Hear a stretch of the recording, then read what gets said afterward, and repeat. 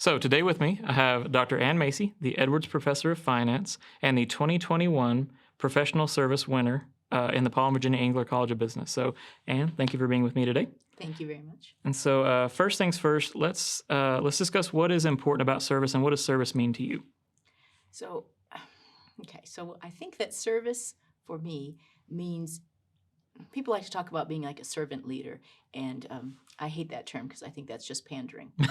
So I think that service is about improvement, and I think that you need to recognize where you are on the hill, where that discipline is, where that major is, where the college is, and it's your job to help move it forward. And so I think that that's why when I look at service projects to be a part of, I look at things that there are measurable goals and that we can actually move the needle on it. So, I kind of have my own thoughts on what a service award winner would be, but do you mind telling me what your thoughts are as to what makes you our award winner in this category? I think there's several different parts that I would be recognized for. And part of it is, as you mentioned, I've been here for quite a while. So I participate in a lot of the different areas of not just teaching and research, but in the entire service cycle for the university and for the college. But I think it all comes back to the fact that WT and the Paul and Virginia Engler College of Business is my home. And so whatever needs to be done to make sure that my home is successful, I do it. And so that's why I think that, and that's really how I view it, is that if you are, Jim Owens always refers to it as, do you ride for the brand? And for me, this has been home. This gave me my professional life. This also is where we also had part of my personal life has blends in with the college and the university. And so for me, service is an innate part of being a faculty member, and it isn't just something that you're supposed to do.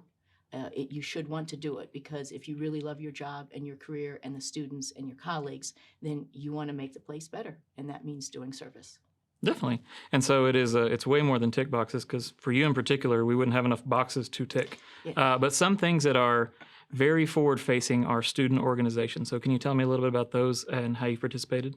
Well, I've been part of quite a few different student organizations over the years, most notably probably the Student Managed Investment Fund, where we had students be managing over $1 million worth of scholarship funds, and that was at one point in time the largest source of scholarships for students in the College of Business.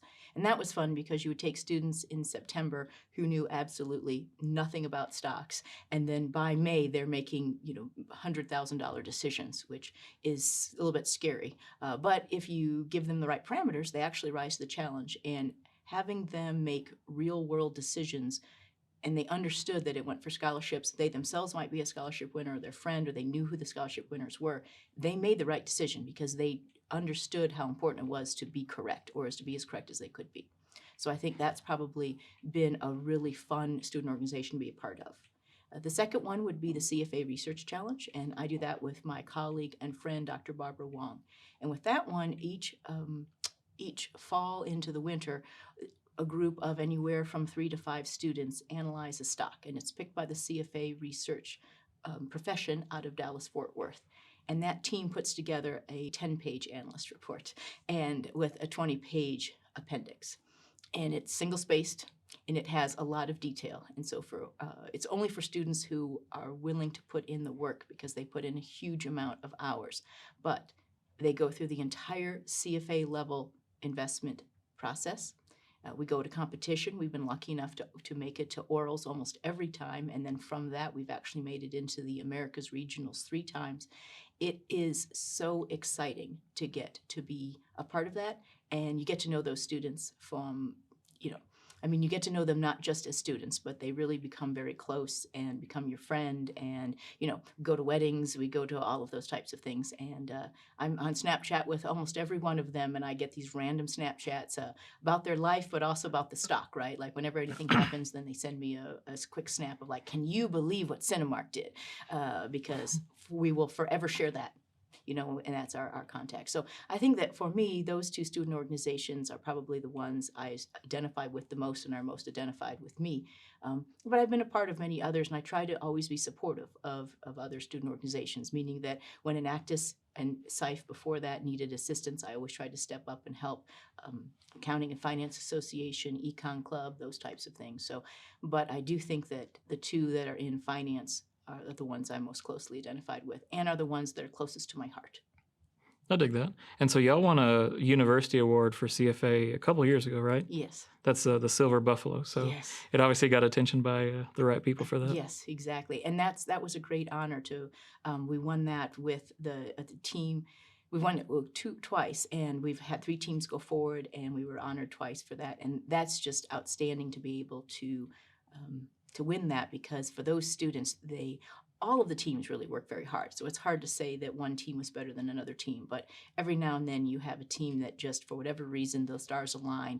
They're at competition. The judges are asking them questions, and these judges are CFA industry leaders. These are legit people. So this isn't just some guy off the street or some local whatever. These are legit professionals that managing multi-million to multi-billion-dollar portfolios, and they ask the students the questions and they judge them on that. And our students have came up winners 3 times. Nice. So it's not appropriate to do so, but who's the best one so far? And it's obviously not Batali, but who's like the best one you've had? So it's hard to say, but I'd have to say that you go back and so what the first team did, which Vitali was a member of. So that team was Vitali and Tyler Young and Hunter Ham and Fook and Robert Schneider.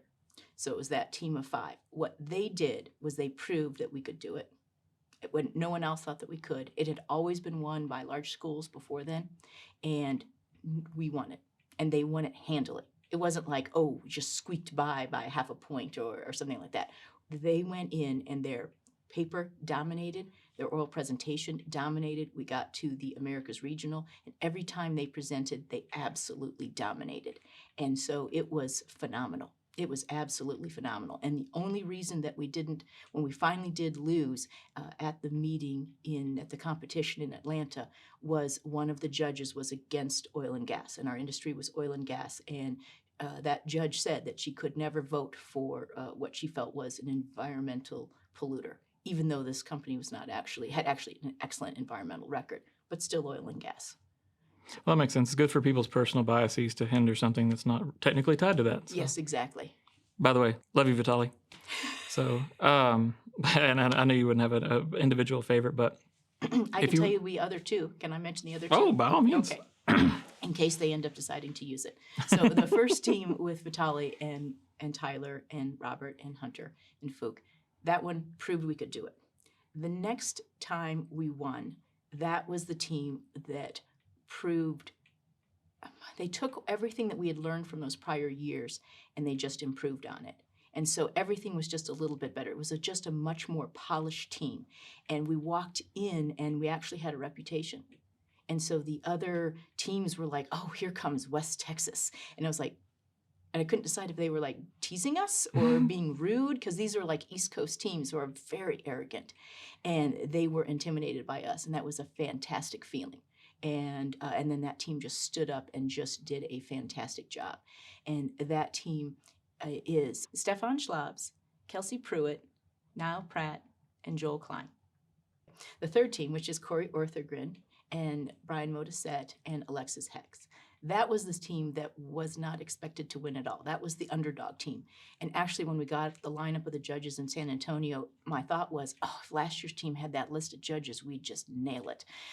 And it wasn't that I didn't expect this team to do well. It was a very hard stock. It was an extremely hard stock. And I knew we'd have really tough competition. And those 3 went in there, and in the Q&A with the judges, it was phenomenal. It was absolutely phenomenal, to the point that one of the judges like almost started to applaud at the end of that. And I knew then that we were headed to New York City. So when you have students like that, and when they work so hard and they do their absolute best, it's phenomenally great. That was another oil and gas company, wasn't it? Yes, See? their own gas. Do they just, is that biased towards our area, or why do we always get oil and gas? So the CFA group out of Dallas-Fort Worth, Houston, and San Antonio, they choose a stock. You don't have to choose a stock from the region, but Southwest Texas always chooses a Texas stock. And so therefore it's heavily oil and gas. Texas might have a bit of oil in it. It has a bit of oil in it. So you mentioned having Snapchats with a few of your former teammates and whatnot. Another prominent, we usually use GroupMe, but other group of students that you do that's not, it's not in the realm of service in 2021, but it's something you've done in the past is study abroad, and that's a big passion for you. So do you mind talking about that a little bit? I love study abroad. That's something that I've gotten to do later in my career, and you're my study abroad partner, and I appreciate that so much because we laugh through everything that goes wrong, which is like Which is always. which is always every minute of every day something is going wrong and we just laugh through it. But I love study abroad because it is so fun to see the students take all the ideas from the classroom, apply it, and you really do get to see them also witness the global economy firsthand, and everything surprises them. Everything surprises them, everything shocks them, and they're just thrilled by all of it. Whether it is just eating the different foods, walking around, not having, having to walk, not having to getting to take a car everywhere, having to get on the train. Everything is an experience. Maybe not for every student, but at any point in time, there is a student who is having a very unique, wonderful experience, and we get to be a part of that and witness that and show that. And we need to include one of the other individuals that travels with us sometimes, Jeff Babb, who he helps us set up some really good speakers in Scandinavia. You and I, with the trip that was Germany, Switzerland, and Austria, was just wonderful because we were able to show 3 countries with such strong economies and similar heritages, but yet very different ways that they approach things. And so for me, I love study abroad because it's like a wild whirlwind 2-week period that's completely exhausting, and I can't wait to get on the plane to get home, and I'm so excited to get home. I have a good night's sleep, and then I wake up the next morning and I'm thinking, oh, I wish I was back in Europe. Why am I not having Nutella for breakfast, and why aren't we heading out to go see the latest, firm or castle or, doing whatever it happens to be. And so I think that for me, study abroad has been one of the best later career service activities for me because it's such a joy. It really is. And it's not that I enjoy all of the things that go wrong, but I'm look forward. It's like, well, what's going to go wrong on this trip? And then it's a puzzle. We get to put the puzzle together and put it together. And I think some of our best days are when what we think we're going to do at 9 o'clock in the morning doesn't work by 11, so you have to just scramble. And by 2 o'clock, we're having a grand old time, and it's wonderful. And so those to me are the best days. And something, like the weather doesn't cooperate. The one day that it just poured on us in Frankfurt, we were so wet. And then we go into the Frankfurt Stock Exchange. That was a fantastic day. We're dancing on the floor when the stock prices came up, and we're just doing all sorts of crazy things. And I think those are some of my favorite memories. That's the fun thing about a lot of things that we do is chaos. It seems to be a unifying thing between you and I is the chaos. Yes, we get together and it all goes south. And then we start laughing, and then it's great. So, yeah, we're going to have a wonderful time on that road to hell. It does say a lot about us. Speaking of things that are chaotic in nature, one of the other things that you play a big role in the college is that you are, I don't think it's too much of a stretch to say you are a face of the college. And so one of those ways we point the face is towards relationships with outside firms, with donors, things like that. Do you mind talking about that a little bit? Yeah, I think that when I first started to deal with a lot of the employers, they didn't know who I was. I was new to WT, and it was a way to try to grow the finance program. Because when I started, the finance was a very small major, and so we were trying very hard to grow it. And so a big part of it was if we could get the linkage with the employers, then we could create space, I guess you'd say, in the major for more majors to go through. So we had to create employment opportunities, and that really meant going to the employers and meeting with them and really saying what did they want to have in the classroom and changing the classroom to meet their needs. So yes, I teach exactly what investments should be, but some of the units that I teach in investments and portfolio are because that's what the employers in Amarillo and the Panhandle at that point in time really wanted, because they needed to have much more practical skills coming out of the students. It couldn't just be theoretical, and it couldn't be just all this sort of macro level. They needed to have micro level skills so that they could come in and begin working right away.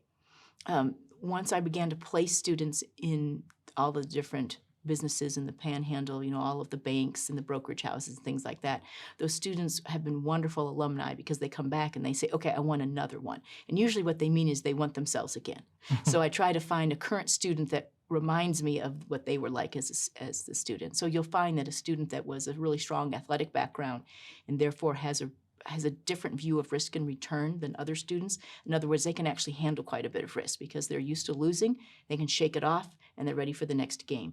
So you see that a lot of former athletes will want to hire athletes out of the finance program. Whereas you'll take another student who is like a double major in finance and accounting, and they tend to be not very risk seeking. They seem to be very risk averse. They like to get the answer on the first try. When things don't work out, that freaks them out. And so I try to find a double major that fits for them, because people do tend to hire themselves over and over again, whether they like to admit that or not. But what I've also found is that as we have grown with the online programs, you begin to establish relationships with online employers. So these now are just emails or quick Zoom calls or whatever it happens to be. So you don't really know the person like I do when I walk into Amarillo National Bank or Happy State Bank, and I know everybody that's in there, right? It takes me 20 minutes just to cash a check because I have to chat with everybody. And I say 20 minutes. If I get out under 2 hours, I'm lucky. But what's interesting then is that now in the online environment, we have employers all over the country that we now interact with, and that's great. And then as we place a lot of those students, then they come back to WT. So I think that part of interacting with employers is recognizing the fact that your current students are your future employers, and to treat them as that, and to try to make sure that the entire production process of a student works and is seamless. So then that kind of pivots into the idea that within service, then you move into the fundraising realm. And so with Neil as dean, then I became it's hard because I'm a faculty member, I'm a senior faculty member, but then at that point in time, I'm the wife of the dean. So I have all of these sort of like half roles. And basically that means I just have to attend stuff and be polite. But I try to be more than just, the lamp. I try to have value. And with a lot of the donors, they enjoy, well, let me put it this way. I enjoy people. I enjoy interacting with people. I love to hear their stories, because if you listen really closely, they will tell you a tremendous amount of information. So when you really listen to the banker and have him tell you about what he's seeing with his customers, even if he never mentions the names, you will know so much about what's happening in that economy. When you talk to an individual who is in agriculture and they're telling you what they're seeing, you really do get a deeper understanding of the economy. And of course, that's my thing, right? I love economics, I love finance. So I really enjoy having those in-depth conversations with donors. And that's ended up being, I guess, my useful part in the sense of interacting with donors, is because I enjoy chatting with them, and I try very hard to have not just a superficial conversation like, hi, how are you, but to jump right on in. I pride myself on being pretty good-natured. Doesn't mean that I don't get cranky. I'm well known for getting cranky, and I realize that. But that's also helpful, because when I'm cranky, then people leave me alone, and I want them to. So I don't have to tell them, get out of my office. They just leave. And you know that well. But I do appreciate getting to joke around with donors. And I think that, donors are they're just students all grown up, right? Mm-hmm. And so, but when they come back on campus, they just want to be students again. They really do. And so they'll come, and you'll have so many individuals will send me articles, or I have a couple of the fellows that they send me articles knowing that they're going to see me at the football game that weekend. And they know they want me to have read the article so I can be ready to talk to them about that.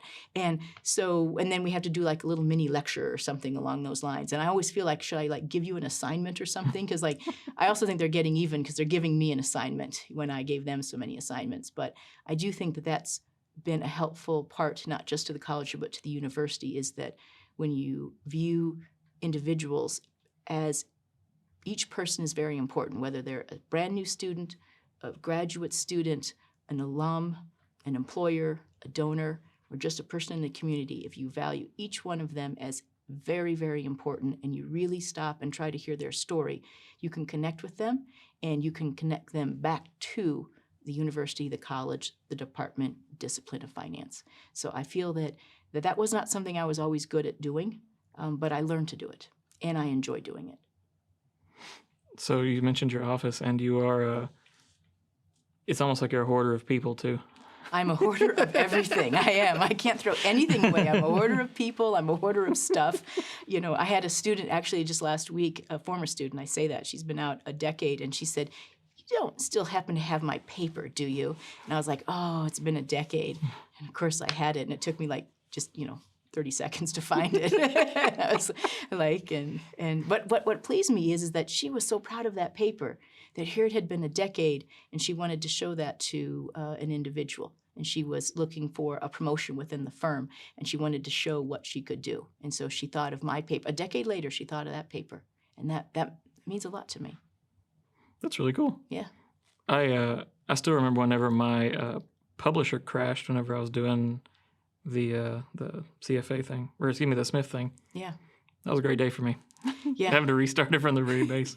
Yeah. And so many students say that to me, and then I think they're all lying. So I've never really believed you on that. It was in the computer lab. It was on the campus computer lab back in the far end offices whenever it was the GA suite. You and everybody else. But I will say that your Smith paper had, in the back, you were one of the few people that put your picture on there, and you had your diploma, the graduation outfit over your things, and then you turned back and you gave this look. And I thought, that's the dopiest picture ever. You should never put that on a professional thing, but I've never forgotten it. So that shows the marketing aspect of you. But you don't know this, that like the next year I had to add something new to the directions. Don't put dumb pictures in your publisher document. Oh. And so I gave that example, and then a few years later, then Neil's telling me, "Oh, you're gonna love this guy, Robert King.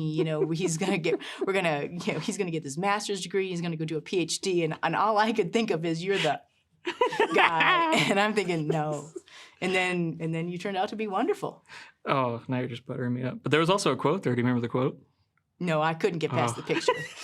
The picture was... Oh, if you thought the picture was dopey. What was the quote? You have to go back and find it now. It's been just about a decade. We'll see. I probably hit delete on that. I hope not. So I think I know what I'm getting you for Christmas, and is a framed picture of that, the back page. That would be great. That would be great, because I don't think I have it anymore. I'll sign it. But it shows your, but it shows your personality, right? And it also shows the personality. And I would say that's one of the things that maybe I've softened up a little bit, is I'm more okay with everybody showing personality. I was always very focused, because I want students to do well in the job market. And I was worried that if you did that to some of the banks, that they'd never hire you, with good reason. They should never hire you for that. But now I realize, no, that's your personality, and that's okay. Yeah. But that doesn't seem so bad now. It's a grainy black and white photo. I've worn you down over time. You know that's a threshold. That's as good as I can get. So that's you've leveled it off. That's all I can do. Yeah. Well, so when I want it to be that picture, and then a picture of us on study abroad, a happy memory. Not the bad memory, but a happy memory. Both of us are happy. No, they're not. They're not. So I think that is actually what we should have started with, is the greatest service this institution was that interaction, is helping build me. Your gift to the institution is me. I'm sorry. I should have chosen better. So we all have our weak moments. So, but if we turn that into a service, that's advising, right? So we'll try to salvage this. But that's advising students. And again, students are great. Every year.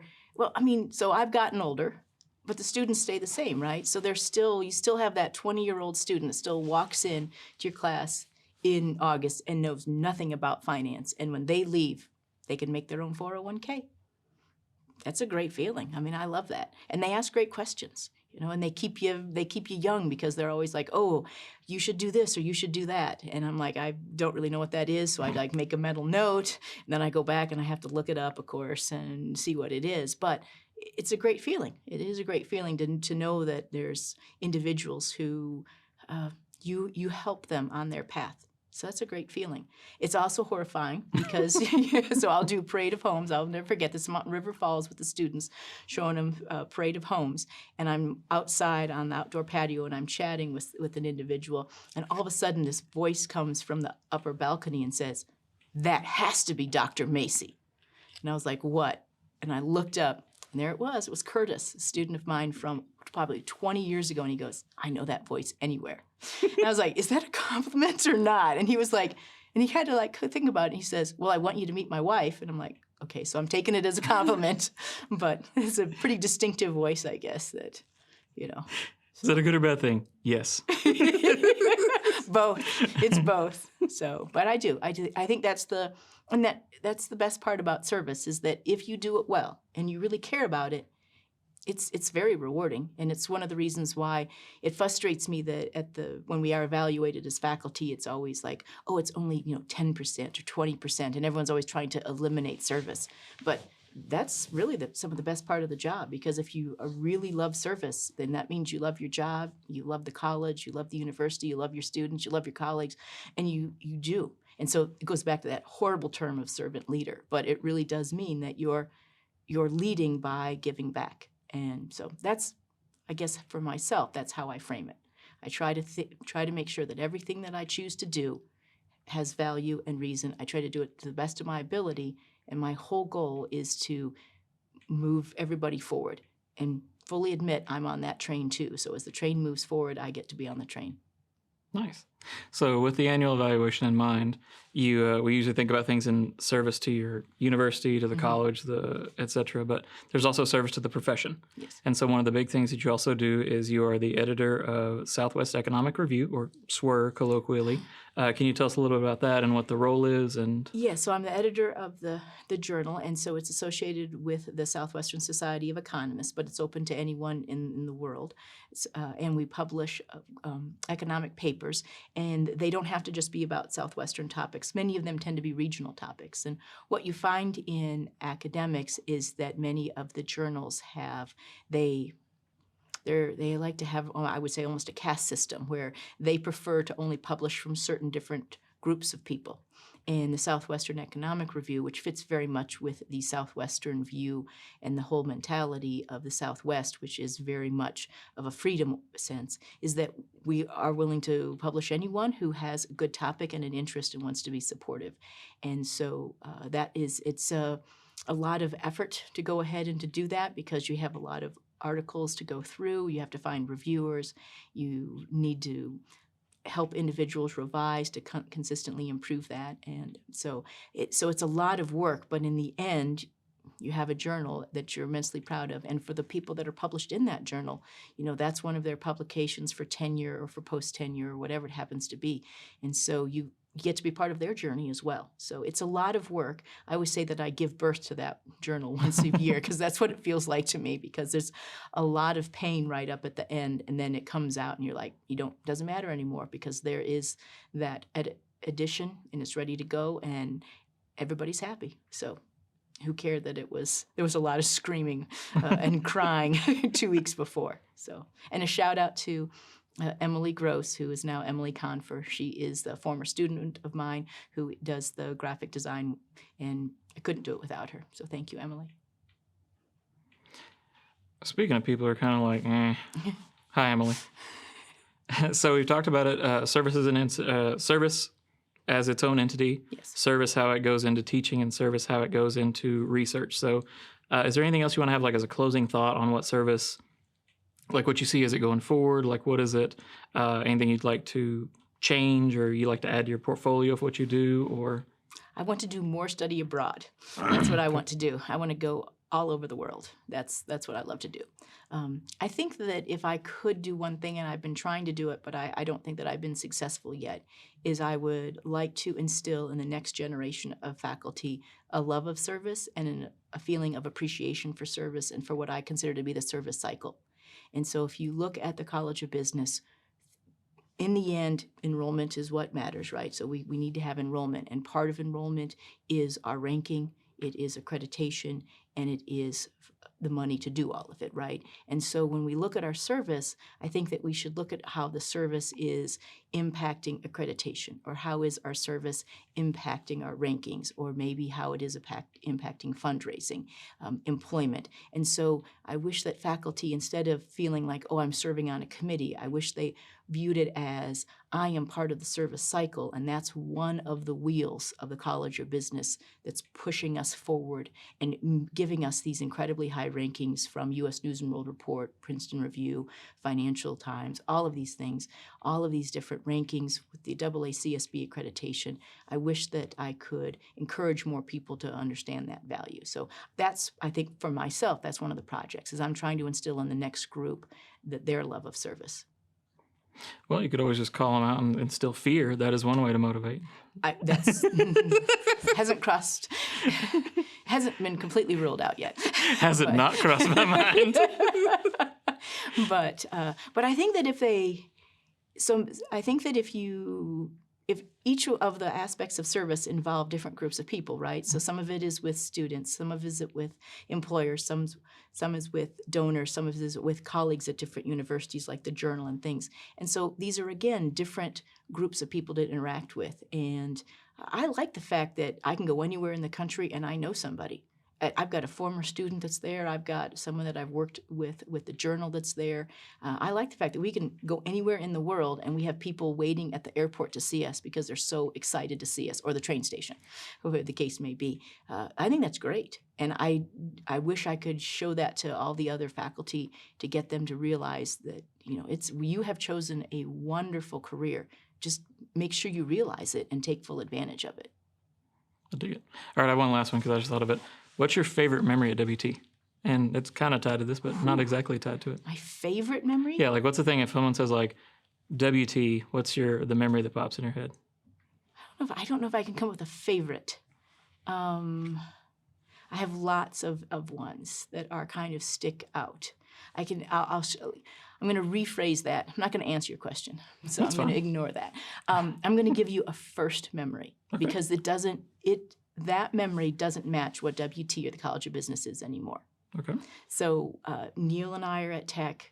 Neil gets a phone call from Barry Dumont, and he has the job interview. And so we drive up. We drive up from Lubbock, and this is how cheap the College of Business was. They put us in the dorm.